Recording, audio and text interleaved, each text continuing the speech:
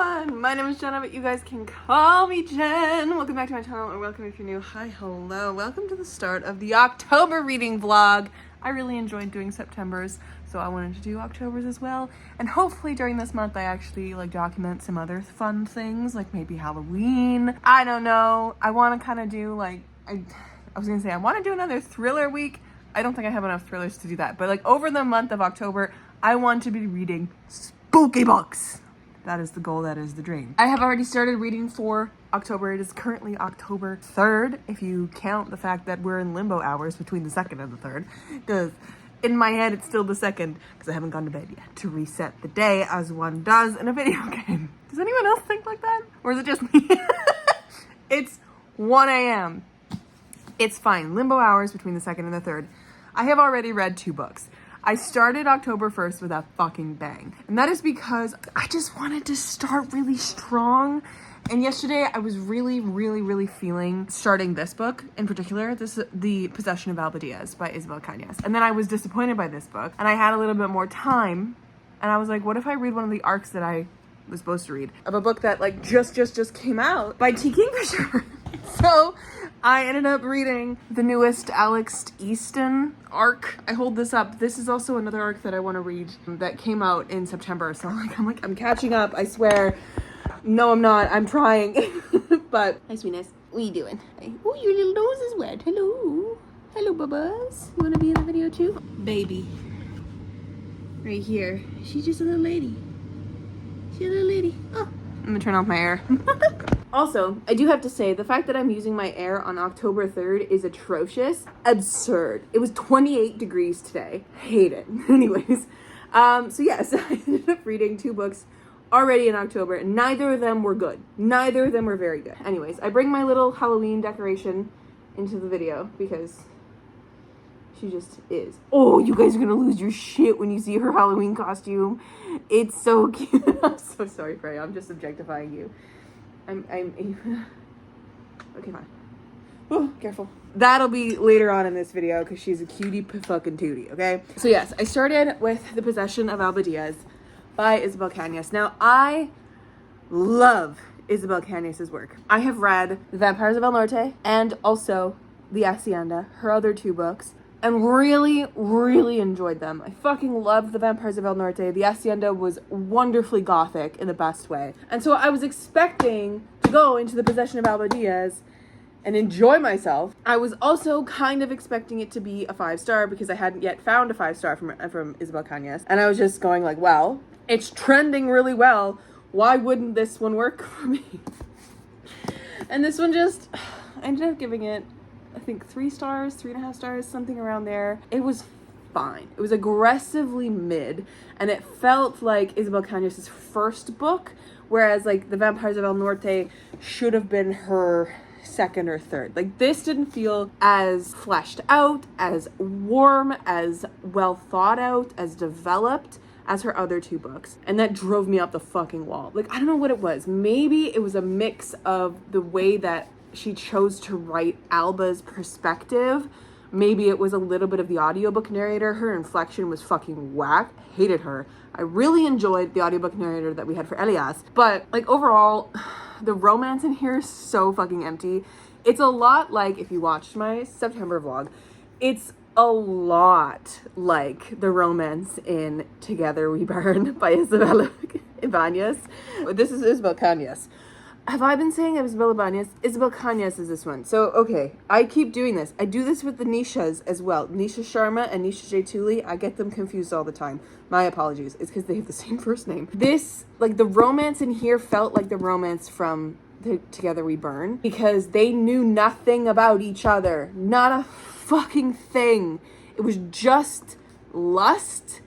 And that drove me crazy. They didn't ever get to know one another. It was just immediately, oh, I have this crisis, you must save me. Also, I kind of want to jump your bones. I also wish that we had more time in the mine itself. Because this is a story about this supposedly haunted mine or some shit.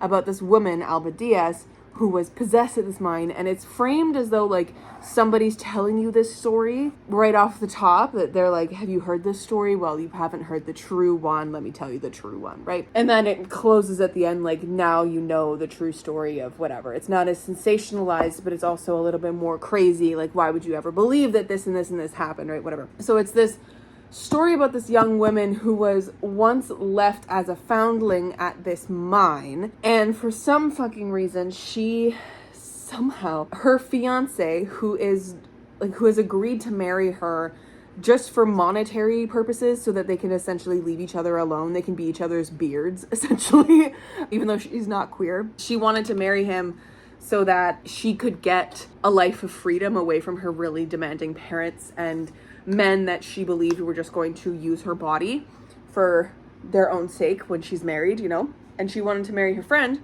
Carlos, because he was very, very kind and never did anything bad to her, and she believed that they could, you know, be mutually beneficial to each other. He is of the Monterrubio family, and the Monterrubio family owns this mine, the silver mine, that uses mercury in its mining. I don't know the intricacies of that. They didn't really go into it. Carlos is of the Monterrubio family. She goes with him on this trip during a time of like heavy plague and sickness that's getting people. And it's also the time of the Inquisition.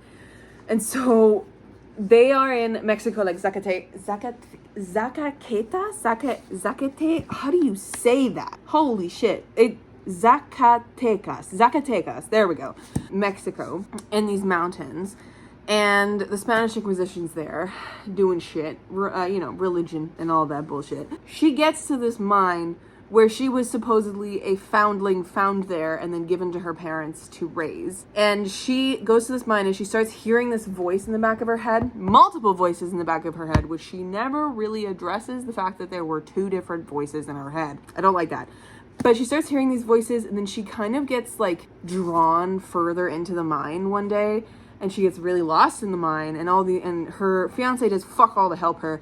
But Elias, her fiance's cousin, this convict, this evil man who is there because he knows what to do with mercury, like he knows a lot about mercury, and he has mercury poisoning and just all this kind of stuff. But like, he's the one who's like, keep your women in line. I should not be the one who has to protect her. And then they basically just keep getting drawn together because she's possessed. And it is so very clearly that she is possessed, even though everyone around her is just like, nah, she's just crazy. Being in Alba's head, she is possessed. There's no question about it. Like, she's not losing her sanity or anything. Like, she is fucking, there's something else in her brain. It's just this brutally horror-filled possession. Like, I really liked the horror in this, and I loved where it went. And I'm glad that we got so much horror from this, but I really wish we had more with the relationships of these other people. It felt so empty and underdeveloped. And the story itself was cool and interesting, but it also felt like it was just a fairy tale that you hear, like someone, like a myth almost, or a legend of a place. That's what this one kind of felt like, which I get. That was the point. It's a story that like you may have heard about this woman and this old mine. But I thought we were gonna get more creepiness in the mine. I thought she was gonna go into the mine. She only did once. It's just like, bitch, I want the creepy mine. Anyways, I gave this 3 stars. And then I went into The Tea Kingfisher, which is, the first book is what? I don't know. What's it called? I don't remember. I'll go get them. What Moves the Dead is the first one. And the second one is What Feasts at Night. What Moves the Dead is fantastic. And I love that I'm starting this video just complaining about books, because this is the next Tea Kingfisher book in the series is a 2.5 star. And it made me DNF the series because I'm done with the series. Like, it just doesn't, this was so perfect. The tone of it was perfect. It was such an interesting expansion on the story of the House of Usher. Like, The Fall of the House of Usher is such an interesting short story written by Edgar Allan Poe. And then Tea Kingfisher takes it in here and just makes it so cool and expands on it and makes the horror really interesting. I don't know, I read it a number of years ago. I could be wrong on my opinion now, but it didn't feel silly. It felt careful, cautious, interesting, and it was engaging with the original text in a really interesting way. And I loved this. This is a perfect horror book for me. And then I read the second one and I was like, wow, that is such a step down from what we had in the first one. Like, why is Alex Easton kind of silly goofy now?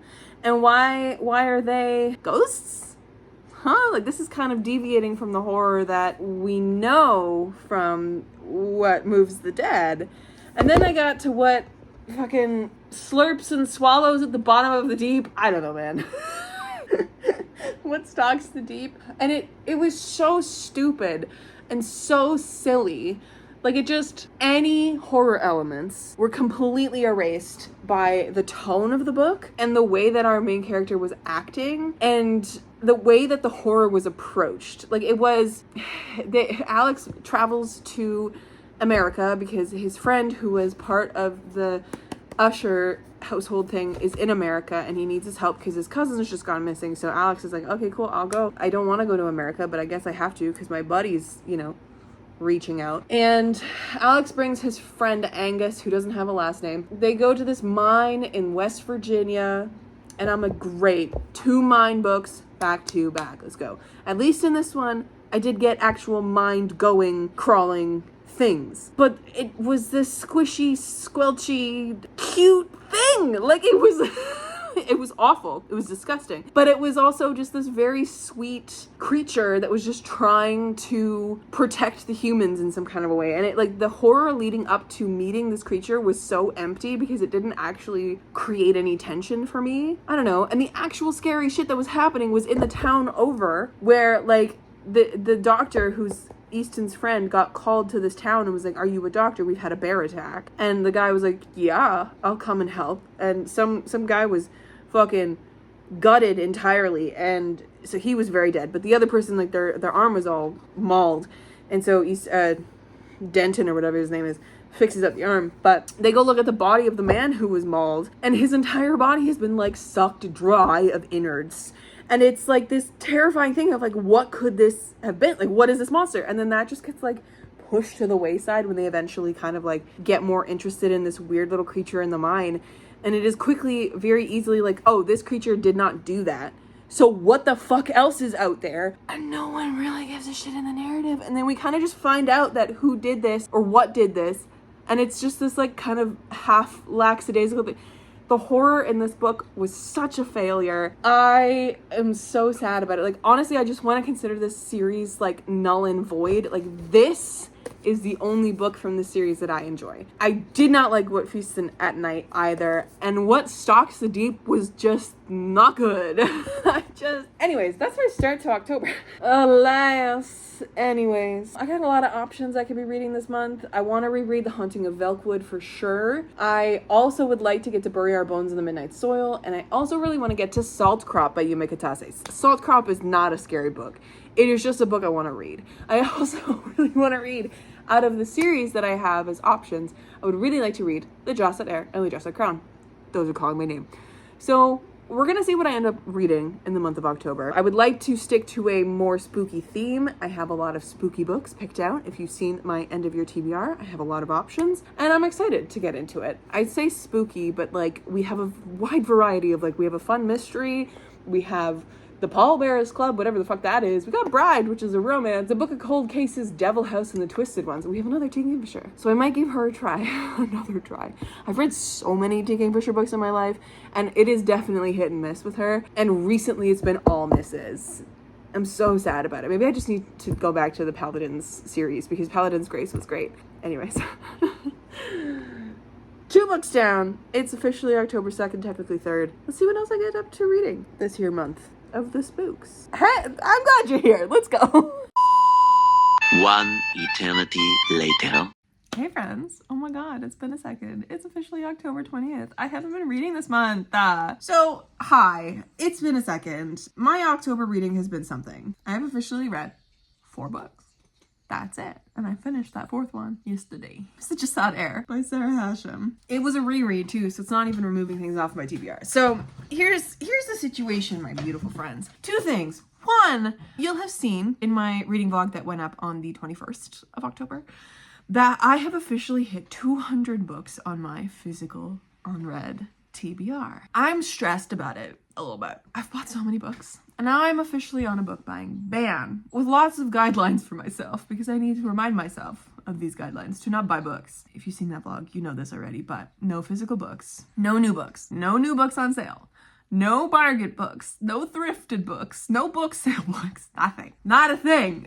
The only things I'm allowed to bring into this house are pre-orders that I have already made. So there are 4 happening for the rest of this year, and then a potential like 3 at the beginning of the next year, because I want to read that TBR down to 150 books before I buy another book. So it's gonna take me a second because I need to read 50 books. And I'm not gonna read 50 books by the end of this year. That's just not a thing. 50 more books? No.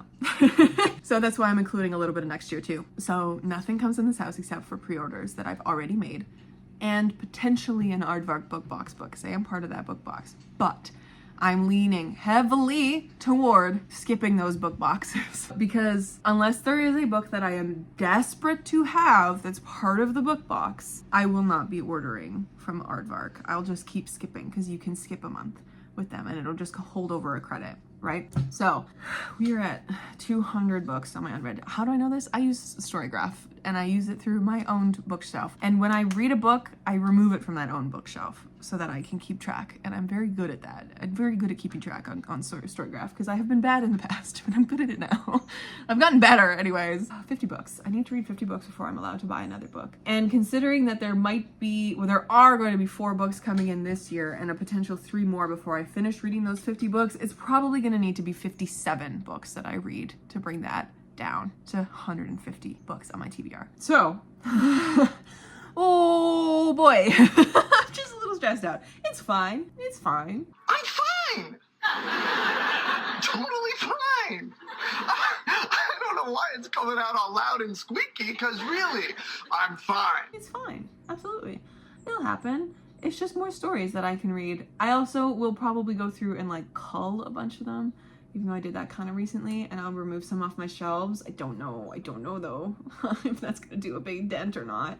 Probably not, to be honest. And that's okay, we just need to read the books. So anyways, I have also not been reading in October. As I said, I've read 4 books. I am currently reading a library book, which is The Mask of the Deer Woman by something Dove. I know her last name is Dove, I can't remember her first name. It's an Indigenous thriller, and I'm enjoying it so far. So I'm gonna be finishing that one at some point because I'm halfway through that one roughly. I also just started the Jihad Crown yesterday. I'm like 60 pages into that one. And that one's like a 600-page fantasy book, but I want to finish that one pretty quickly because the audiobook is running out on Libby. It vanishes in 3 days, I think. So I need to power through that one. So that'll bring me to 6 books read in October. I have not read any of my like spooky season TBR, which is so unfortunate. So I went earlier today and I pulled books off of my shelves as to like, I definitely want to read this month. And what we're gonna do in the last chunk of October here, because it is currently October 20th, so we have 11 days left of October, I would like to read as many of those as I can to make it like a good spooky season vibe, as one does. I just grabbed this. This is an Aardvark book, Witch You Would by Laia Amador, which is apt for this season because it's witchy, but it is a romance, so it's not technically spooky. Anyways, I would really like to read Devil House by John Darnielle. That's an option. Haunted House, I think. I have a Tea Kingfisher, The Twisted Ones. Love that. I also have a potential with Paul Tremblay's The Pallbearers Club. Maybe. I have it out because I have the audiobook out in the library, so I need to read that one. Also, book club book, which I have already read from last year, The Haunting of Velkwood by Gwendolyn Kiss, which is not going to help me shrink my 200 book TBR, but I do need to read it. So, reread it because I'm excited about that one.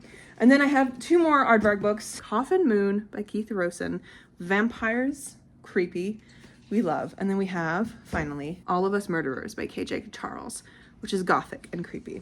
You'll notice that all of those books, except for the very first one, are by white people, which is unfortunate. So we're gonna also have to try and balance that and keep my eye on that as well, because I don't want to read just exclusively white people books. So, you know, I'm reading that Indigenous thriller, so that'll help. So, and the Jihad Air, which is Jihad Air and Jocelyn Crown are by Sarah Hashem, which is an Egyptian author. So those are the options for spooky season. Other than that, I would love to finish the Jihad Crown, as I said. This bad boy right here. This thick boy. And also the Mask of the Deer Woman. I have also a bunch of different library books that I could be reading. I would really like to read Unseelie by Ivelisse Hausman, which I believe is Latinx, which we love. We have Kristen Cicerelli's The Heartless Hunter, which I would really like to get to. I have Love is a War Song by Danica Nava, another Indigenous book. Love. We have Crow Winter by Karen McBride, another Indigenous book, also apt for this upcoming season. I have A Sorcery of Small Magics by Maiga Ducey, which, cozy, I want to read it. And then finally we have Black Salt Queen by Samantha Bansil, which I would really like to read as well. So hopefully the rest of October is good, is solid, is spooky, is vibey, and we get a good chunk of books down off my TBR. We read more than 4 books. What do you think? Do you believe in me? That's a suspicious look. I don't know if I believe in myself. My little lady. Anyways, friends, I wanted to do that update because it's been a second since I've last talked to you. So let's make the rest of October really, really, really good. We're going to make the rest of October really, really fucking good. We're going to make spooky season good and vibey and interesting. I have been watching so much. This is my guilty pleasure, okay? I have been watching so much ghost hunting on YouTube. It's my guilty pleasure. I love watching ghost hunting on YouTube. I think it's so silly, goofy, and fun. And I really enjoy a lot of like different people and like the history that goes into those buildings and like the research that most of them do and then like explain as they're going through all of the, you know, haunted places. If you believe in ghosts or not. To the possibility of ghosts. Do you believe in ghosts? That's fun. Answer me in the comments. Do you believe in ghosts? I would really like to know if that's real or not. Like, I am such a scaredy cat. I don't know if I could ever go ghost hunting myself, but like, I would want to know. I want to know if it's real, like if there are ghosts. You know what I mean? I'm open to the possibility because people generate energy, and like, where does that energy go when we die? So it would make sense that ghosts are a thing. But like, are they ghosty as to what we believe? Who's to say? Anyways, so yeah, that's my guilty pleasure. I love watching those. They used to actually like really freak me out. I don't watch like Ghost Adventures or anything like that TV show because that's so dramatized and awful. But I watch a little bit of Sam and Colby. I think they're so funny. Like, a lot of their reactions are just so over the top. Yeah, I do watch Sam and Colby. I don't subscribe to them. I watch the occasional video. But I really, really enjoy Amy's Crypt. Amy's Crypt is fantastic. I love watching Amy and Jared. They're so fun. And I also have loved Paranormal Quest because I like their vibe a lot more than some of the more like bombastic ghost hunters because they just like let things happen. And if things don't happen, it's fine. I've also caught a couple ghost theories. Those are really interesting to me because ghost theory is interesting because they don't use any like technology to go ghost hunting. They just go and explore. They go ghost hunting by like listening to knocks and stuff. They don't use the EMF reader. They don't use the fucking REM pod or anything like that. I also watch a lot of the Gloom Boys. I gotta watch Ryan and Shane. Those are my boys. I love Ghost Files so much. It's so funny. I have like a subscription to Watcher TV, so I've been watching all of their like extended cuts of stuff, and they're so funny. They're so funny, genuinely. So I really enjoy it. Like, it's good entertainment. So that's what I've been watching a lot of in October. And I have been doing a lot of different crafts. I've gotten a couple different ideas for like Christmas presents and stuff like that. So for my parents, I'm going to be knitting them stuff for the first time. I'm knitting my dad. Not currently, I'm like doing like a test run of like an ear band, like a headband. I think I need to find different colored yarn for him. I need to go through my yarn stash. That's really what I need to do because I have a yarn stash in my outdoor closet. But I need to make him an ear band. And I also want to make him a matching like neck cowl because they go snowmobiling at the lake. They have a snowmobile. So I think it would be nice to have a nice like neck cowl as well. Even though they have helmets, you know. Something cozy. So I would like to give him that. And for mom, I have a ball of yarn that's really beautiful and I want to make her like a triangle scarf because I know if she like it'll like act like as a shawl, and also when she's out I think it'll fit under her coats better than like a normal scarf. I also want to make her an iPad case, kind of like a book, a crochet bookcase. I want to do that for her iPad. She got a new iPad recently. So I want to make her a case for it so that she can like, slide that in there and slide it in with a whole bunch of other things when she goes to the lake. I've got some ideas for some friends. I also want to try like knitting some really tiny projects. Like I want to do like cloths and stuff, but I gotta go look through my yarn stash to like see what kind of yarn, because when you're doing those kind of projects, you have to have like a very specific material, because if you use like acrylic and stuff for like pot holders, that shit's gonna melt as soon as you put a pot on it. So you need to use like cotton and linen blends. So cotton preferably, because cotton won't melt under a pot. Like that's the best kind of thing you can use for like tea towels and dishcloths and pot holders and things like that. So I might do more investigating, but I'm really glad that I'm doing this now, because it's October. I have time to make all of these things now for my friends. So I'm excited. I have ideas for everybody. I also did make an order through the Book Lovers Collective stickers, which is in Canada. They are amazing. They support Gaza with a lot of their purchases, especially like their specific Palestinian purchases. Like I've purchased from them before. Oh, my bookmarks are over there, but they have like the beautiful Palestine watermelon bookmarks and like Palestinian flowers bookmarks and stuff like that. So I love them so much. And I did a big order from them of Christmas gifts that I can include with these things, which is going to be so fun. And I have an idea for my friend Cass, because she got married this year. I want to do something for her and her husband. I'm probably going to teach myself how to do another craft. I want to learn how to do a cross stitch, because I know how to embroider. I'm looking up this way because I have an embroidery up on my wall that I did. I want to learn how to cross stitch specifically so that I can do potentially a like wedding thing for them, because my parents have this beautiful cross stitch of like a wedding poem or something that they've had since they were married back in '88. So I would like to do something for Cass and Nick like that, maybe. I think that'd be kind of fun. Maybe something small, because I don't know how to cross stitch, so like teaching myself how to do it. I think that would be really cool. Actually, I'm gonna look on Etsy to see if they have any like wedding cross stitch kits that can be like personalized. Hell yeah, look at that. Comes right up. Anyways, so that's my ideas for Christmas gifts, which if you are a maker like me, if you make things, if you love to make things, one, it is cheaper. It is a lot less money in this economy. And it also means so much more when you've put the thought and the act of like making things and like doing stuff like that. Last year I did all like the tapestry crochet gifts for my friends, which was really, really fun. And like, it's like an art piece for their homes and stuff like that. So we love that. I want to now do something else for them, you know? I was also thinking of potentially, I know a lot of my friends watch my videos, so how much can I spoil? No, I'll leave it there. But yeah, so it's fun. So here's your reminder that it's October, or when you're seeing this, it's November. You don't have that much time if you want to make things for your friends, but also start thinking about buying things, and buy local. If you're Canadian, buy Canadian, because then you don't have to pay tariffs and it's better to support Canadians. So anyways, I'm gonna look on Etsy now. These are all beautiful. Oh my god, that's so nice. Wait, that's so cutie. Look at that. How cutie is that? Oh my god. Anyways, that's exciting. So yeah. Anyways, friends, that is what I have been doing. I'm gonna keep looking here. But yeah, that's the update about October, about my life right now. It's Monday. It's 3:30. I gotta go to work in about an hour. Yay! Also, sneak peek. I've got a new Far Horizons background on my laptop, because I'm back on that shit. I'm so excited about it. I am itching to start writing it, so that is also going to be coming in October, and I do want to start properly recording the audiobook for A Favorite Fae this week. Things are happening, my friends. Things are happening. I'll chat to you guys at some point when we start our Halloween extravaganza and when I have more things to talk about. Oh my god, hey bestie. Happy October 30th, technically.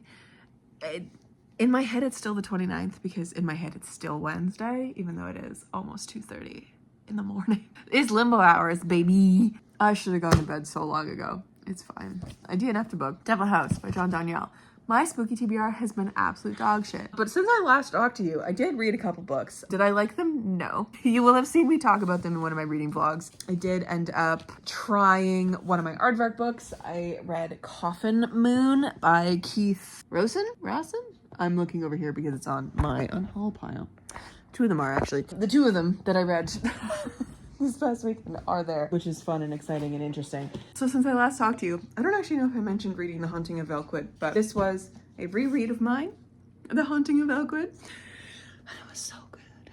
I don't even care anymore that my friends all didn't like it for book club, because I love this. It's 5 stars for me. Like literally the only good reading I've done in October is my rereads, which is a little crazy. Everything else has been 3.5 stars or lower. It's not been a good reading month. So these were the two books that I did read. So I ended up reading The Haunting of Elkwood and then The Twisted Ones and then Coffin Moon, all in like 3 days. And I talked about it in that reading vlog that I read these two in. It feels like I'm pulling teeth at this point, trying to make myself read because nothing is working. Nothing is good. I'm having a bad time and it's not fun. It truly is not. Alas, we're just gonna have to make our way through it and keep trying. So it is officially, I don't even know. I think I've read 94 books now in 2025. My favorite is still The Second Death of Locke. That one it lives rent free in my head. It's so good. It's so good. I also got my pre-order of The Isle in the Silver Sea by Tasha Shuri in the mail. And I'm so excited to keep reading this. And now that I have it in my hands, I'm gonna go back through and like annotate this motherfucker. And like, I kind of want to read this next, but I'm also in the middle of a couple books. In the middle of, like, I just started the Jasad Crown. I'm like 80 pages into that, but I feel like I'm so in it because I really should be finishing it because I want to finish it to not only to finish the book, read it because I really enjoyed the Jasad Heir, which is the first one. I also want to finish that series because then I finish another series on my goals, you know? So it's like, I really should be reading that one, but I just haven't been picking it up. So I really need to get to it. It's also like over 600. It's a chunky lady. And it's been a second since I've read like a chunky fantasy. So I don't want to say like intimidated because like big fantasy books are my bread and butter, but it's just like, whoa, like it's physically so large to look at that I think the psychology of that big book is making me just a little afraid. I just need to pick it up and actually get a good chunk of it done. I'm also 40-something% of the way through a Cinda Williams Chima that I am not liking, but I told myself that I would give it a good fucking shot and I would get to the end because I need to know, that if like I like the trajectory of the book, if I like what it did, if I like the arc of it, if I like the way it tells the story by the end, then I will go into book 2 and 3, which I have up here. If I don't, I get to unhaul 3 books from my shelves and then potentially give the other series of hers a try because I also have the Warrior Heir on my TBR that I just bought these in October. Just bought these because it was at the fucking pop-up book fair. You guys saw that vlog. So yeah, I also started today a TBR video series that I'm going to be doing to shrink my 200 book TBR. We surpassed the 200 book TBR and we are now back at exactly 200. So I am starting this video series at 200 books and we're going to try shrink it. And each one of those TBR episodes are going to be purposefully to shrink that TBR, nothing else. They're not going to be like specifically weekly or anything. It's going to be like, okay, I want to shrink this by X amount of things. Or like I'm going to go in and like try and have a goal in every TBR episode. We're going to figure it out. I'm calling it my TBR side quest. So we'll see how that goes. But yes, my spooky TBR has been dog shit. Not having a good time. Like seriously, Possession of Alba Diaz, 3 stars. I thought I rated that 3.5. No, I rated it 3 stars. What Stalks the Deep, 2.5 stars. And I DNF'd that series. I don't like it. I read Salt Crop by Yume Katase, 3.5 stars, which arguably is the best book that I've read that isn't a reread this month. And I'm kind of mid on that book because I love Yume Katase's other books so much. Jasad Heir, reread, 4 stars. Haunting of Elkwood, reread, 5 stars. The Twisted Ones and Coffin Moon have yet to be rated, but I can tell you that The Twisted One's probably 3 stars and Coffin Moon's gonna be less than 2.5 because I did not like it. It was such a flop. You guys can go watch my reading vlog on it. I'll leave that tag down below where I talk about both of those more and for like my reasons on that because I don't want to just reiterate everything here. I'm so sad that October is the month that my reading has gone so south. I mean, September was amazing. Like September was crazy with the variedness in it. I found my most favorite book of the year and also my second least favorite book of the year, like the biggest disappointment, the worst books of the year. Like the worst book of the year that I've read so far is Fable for the End of the World by Ava Reid because that book is a literal trash fire of a book. It's so bad. Then I read Together We Burn and I was like, oh, this is also so fucking bad. So those are my 2 least favorite books of the year. They're bad. Don't read them. And then, September was just a time. And I read so many books in September. And then in October, I've just been so slumpy and sluggish and that I'm not having a good time. I'm not having a good time. I would like to have read something spooky that like actually hit for spooky season, but apparently that is not the genre that I should be reading. It really isn't. It shouldn't. It just shouldn't be. And that sucks. I've read 7 books this month, plus the 2 DNFs. Did I mention in this video that I also DNF'd a library book? I started reading The Mask of the Deer Woman last weekend, I think, and I was reading it on audio, and I was like having an okay time with it. I was cooking dinner at the same time I was cooking the mac and cheese for my friend's birthday, and I completely forgot that I had even picked up that book. So not memorable. So I DNF'd it today because I was like, oh shit, yeah, I still have that. I'm never gonna pick that up again. I just have no will to. I think it's just the mood that I'm in, and that sucks. So that's okay. We have 2 days left in October, and I would like to read something else in October to round us out to 8 books. So we'll see, because I know Friday, which is actually Halloween, I am going to a friend's house for a Halloween thing. So I don't think I'm going to be reading on Friday. So if any reading gets done, it'll be tomorrow, which is Thursday. So we'll see what ends up happening. I'm also going to show you Freya in her costume glory in the next couple clips here, because I made her a pumpkin hat, and I made her a little babushka bandana, and I also have bat wings for her. She hates all of her costumes, as is apt for a cat, but I think they're fucking adorable, and I think it would be very cute to have that montage in here. Anyways, so that's the update, guys. Reading has been abysmal in October, and I'm not having a good time, but it's okay, because sometimes that happens. Sometimes that happens, and we're just gonna keep on keeping on. I have options that I'm going to be reading, and then November I hope is going to turn around. There are a few books that I'm like, okay, like I definitely want to read this in November. Like I really want to get to A Feather So Black by Lyra Celine in November, because it just feels like a good romantasy. I really want to do the entire Surviving Sky series by Kritika Rao in November. And I would like to also read The Bound Worlds by Megan E. O'Keefe in November. Like there's a few things. And I also believe I'm going to read V.E. Schwab's new book in November, because that feels like a November book to me. There's just a few things. And I would like to also finally finish The Dark Mirror by Samantha Shannon. The book that I'm terrified of, because I don't know when we're getting book 6 in the Bone Season series. Even though that series is now one of my favorite series ever. I got scared when we got to book 5, because I read like 80 pages and I was like, there's no 6th book for me waiting. No. So there's that. I also have like little books like The Godcatcher that I would love to read. And I'm also going to be reading Wuthering Heights. I have accumulated 4 different copies of Wuthering Heights since my friends have decided to do this Wuthering Heights book club. It was originally going to be an October book club, then it was quickly moved to November, and now it has been moved to February, because that's when the movie is coming out, and I really would like to read it in November, because it feels like a November-y book. So I have not only, this is just a rambly hour with Jen, I have this copy, which I just brought home today because I was at Mom and Dad's earlier. This is a illustrated version of Wuthering Heights. I also have this version at Jane Eyre. I have Jane Eyre in this version as well. These I picked up at the book fair here many years ago when I was in university, because I was a big avid, like, if I see any like antique vintage books that I love, I will pick them up. Or not even that I love, just like that are pretty, I would pick them up. And this is a beautiful version of Wuthering Heights that is illustrated with wood engravings, and it's column style, which I think is really cool. It feels intriguing. I don't know. What a traumatic image. So I have this. I'm not going to read this version. I'm not going to read this one because this feels old and delicate, and I also want to like annotate and all that kind of stuff. I pulled 2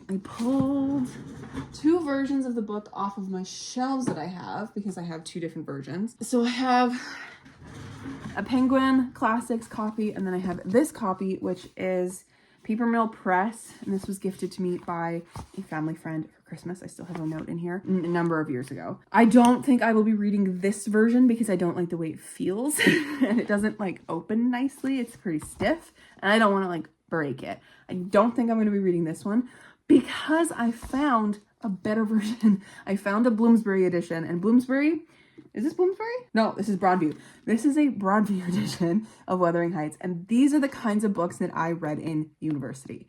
These are the Broadview readers are the ones that I found in university. Also this one, whoever had it before me annotated it. I found this at the thrift store for like super cheap. And so I'm going to be reading this version and annotating this version because I really like what Broadview does with their academic versions of these texts and like all of the additional ephemera in it.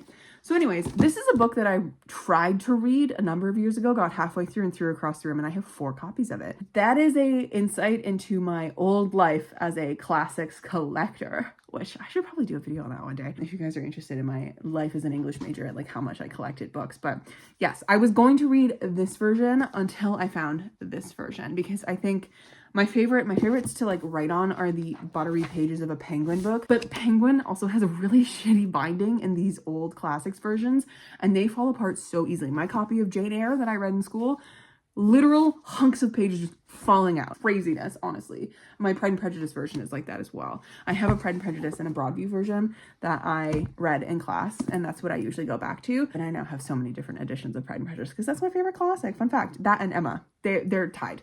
So I'm excited to get into this because it's been many years since I last tried to read Wuthering Heights and didn't enjoy it at fucking all. But we have it, and I think that's going to be a good November exploration for me. We're also going to be doing a lot of writing. I'm going to be doing extra writing vlogs for that, and I have a plan for myself in November for writing vlog specific something or other. So stay tuned, make sure you're subscribed, all that good stuff. Anyways, I'm going to stop yapping because it is now past 2:30 in the morning. I am way beyond tired. I need to go to sleep, and we'll see what I end up reading in the last 2 days of October to wrap us out this stupid fucking reading month that has been so bad. But I'm glad I've documented it, because you know what? Reading is not all sunshine and roses, and it's not always that you're picking the best books, no matter your best intentions. So onwards and upwards.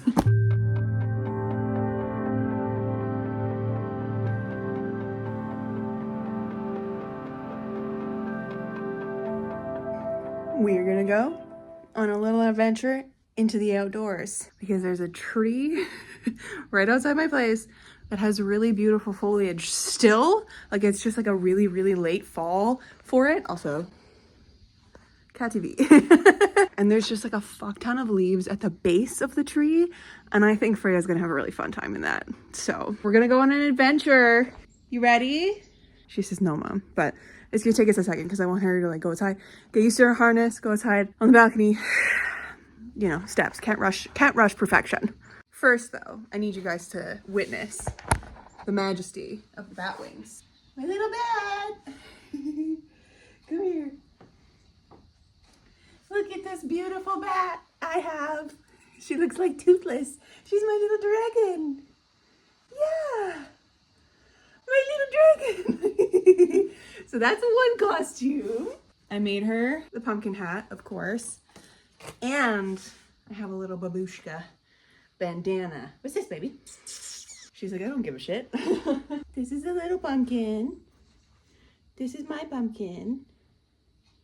Yeah, you're such a good girl. You're so good. She's like, I don't like this one, Mom. I feel like a turnip head. But look at her, she's so cute. Okay, that's one. Come here, my little babushka.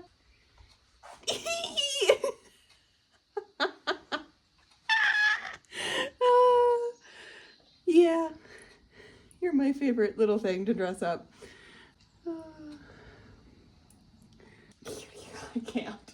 I can't.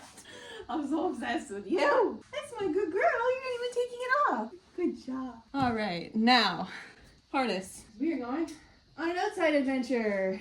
Let's go goose. Onto the balcony we go. Did I get out here? It's raining a little tiny bit.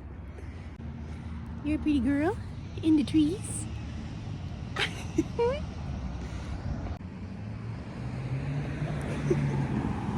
You want to go down and see the leaves on the ground? There you go. Oh, what a nice girl. Where are you going? She says, bitch, I want to go upstairs. I want to go home. Hold on. I don't think I've ever seen you do stairs before. Good job. You did the stairs. Good job. And now a treat for the little lady for panicking, but doing so good. She did not want to be down on the grass. That's okay. We got like one good picture.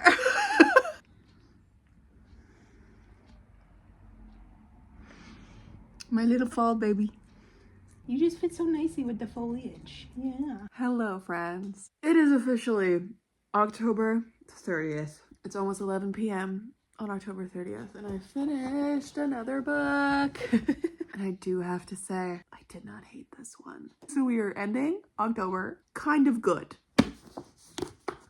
I read The Pallbearers Club by Paul Tremblay. I don't know how to feel about this. I really don't know. Like, this could be a book that sticks with me and I think about constantly, or it could be a book that like vanishes in a couple days and I don't ever really think about again. Like, I don't know what kind of book this is gonna be for me. And that's kind of crazy. Like, it intrigues me to no end. I really like what it was doing, but it was also very slow and kind of boring for the majority of it. I really, really, really hated our main character, Art, because he was such an unreliable narrator. Like, this is the unreliable narrator of all unreliable narrators there are. I really enjoyed the addition of the marginalia in this. So this book is a fictionalized memoir by this person who goes by the name of Art Barbara. He changed his name, he changed all the names in this book for writing this, and it's him writing about this 1 year in his life and this one woman he meets, one girl who he believes to be a vampire of sorts. Like, it is this weird, like, his life was changed this 1 year. He's also disabled, he has scoliosis, and he gets this life-changing surgery that also, like, one, it fixes some issues and then gives him lifelong issues in other ways. And so he just lives with pain all the time. He's got chronic pain, and it completely, you know, changes and transforms him. He is this like 6 foot tall, measly, hunched back, very acne speckled, like 125 pound, soaking wet teenager who's so like, woe is me the whole time. Insufferable. And then he wakes up from surgery and he's now 6'4", and like 20 years later, which is where we also go in this book, he is 200 pounds. He's filled out a little bit. He's let his hair kind of grow a little curly. He's let himself grow some facial hair. Like, he's much more confident, and yeah, he lives with like forever back pain, but he's been transformed, you know? Art's story is a slow devolvement of his beliefs and blames and his reality, I would say. We also have the marginalia, which is the annotations, little added in bits in red from his friend Mercy, who he names in here as Mercy. He names Mercy as Mercy Brown because that is the name of a vampire, a believed vampire from way back in the day, in a kind of like a nod to believing that she is actually the historical Mercy Brown for many different reasons. And so it's her going through this and casting light on situations that we get entirely from his point of view. So like things that he thinks she says or like puts into these scenes, she then calls out as like almost entirely fictional. And the whole time she's saying like, this is a great novel, but this is not a memoir. Like, you are not, And then she like clarifies some things. And at a certain point, she's like, yeah, bestie, you had substance abuse issues. Like, she was essentially giving us like the truth of the matter. And I think that was so interesting because she also grounded us in this book. And yet it was an interesting, like, who do I believe throughout this whole thing? Because they're both unreliable narrators in their own way. So it was interesting, and I think I really liked this book. I think I did. Like, it's not a new favorite, but I have a feeling this is just gonna kind of linger with me for a little bit. Interesting. It kind of reminds me of like a very similar like House of Leaves type of structure. Not like super similar, because House of Leaves was a fucking trip. Like with the marginalia, like putting the story in a different context kind of vibe. I like that. Like, that's really interesting to me. This is marketed as a horror book, and I really don't think so. It is, like, I think I looked up Books and Lala's review on this book because I remember her reading it saying that she absolutely loved it, but it was something that, like, no one would really love unless they were had very similar tastes to her. She said it's like watching an indie film that two friends put together in a movie theater, watching this movie, and you're listening to like a vampire slasher from the next theater over. vaguely in the background. Like it's one of those kind of situations, and that's the level of horror that you're getting in this. It's not really anything. Like even the scenes that are supposed to be scary and horror-y, supposed to be from our narrator's point of view, are set in this kind of sepia-toned depression vibe. Like it just, like our main character was kind of just drowning in his own psychosis at those points, and it's like, oh, okay, like it's him losing his shit, I think. Like it's one of those books. You're like, I think it's him losing his shit. I think he's losing his mind. Could be real though. And if you take this whole book as like legitimate and real in the context of the story, not like it is actually a memoir, not just a novel that he's cooking up with his brain, it's kind of interesting to think about it from both angles. This is a really interesting one. And I totally understand why Kayla was saying like, not a lot of people would love it because it's marketed as a horror, and it's really not. Like this is a literary novel with elements like the teeniest, like 0.01% horror. So like I've read literary novels that are scarier than this. Intriguing. I liked this. I'm settling on that opinion. I liked this. And with that, my friends, we have read 8 books in October. And because tomorrow I need a video and I also am not going to be doing any reading, I think I'm going to end this vlog here, and I'm going to keep Halloween and all of that in my reading vlog that will be going up on Tuesday, November 4th, I guess. So thank you so much for hanging out with me for all of October and this crazy, weird little reading month that I've had. It's been weird for sure, and I think my favorite book that I've read this month that isn't a reread, because if it was a reread it would be The Haunting of Velkwood. It's a tie between Salt Crop and this one, so like that kind of puts this one at like a 3.5, 4-star. Salt Crop got a 3.5, so like I have to think about it a little further, because I think Salt Crop, though it was trying to be something that was so much more like introspective and intense and it's a sister novel and whatever, I think it was really well done, and I really like Yume Katase's work. It just didn't hit for me. That's okay. Like it's a 3.5 star. It's whatever. It's the highest rated book of this month other than my rereads. It would like the top book was either going to be Salt Crop or now I think this one, because this one I think was really, really well done in what it was setting out to do. It was a really interesting thought experiment and a really interesting story. And I think this one is probably I think I've talked myself into it. I think this one's my favorite of the month. Crazy. So we love that. Anyways, it's been a very interesting month. I've read a bunch of books. I did kind of get through some of my spooky TBR, which I'm happy with. I think the only book that I didn't get to, the only books, plural, were All of Us Murderers by KJ Charles, which I'm going to read in November. And I did mention Bride, and I did mention the Book of Cold Cases. And I also have Witchy Wood, which is not spooky, but it's a romance witchy situation that I was going to read in October, but I didn't get to.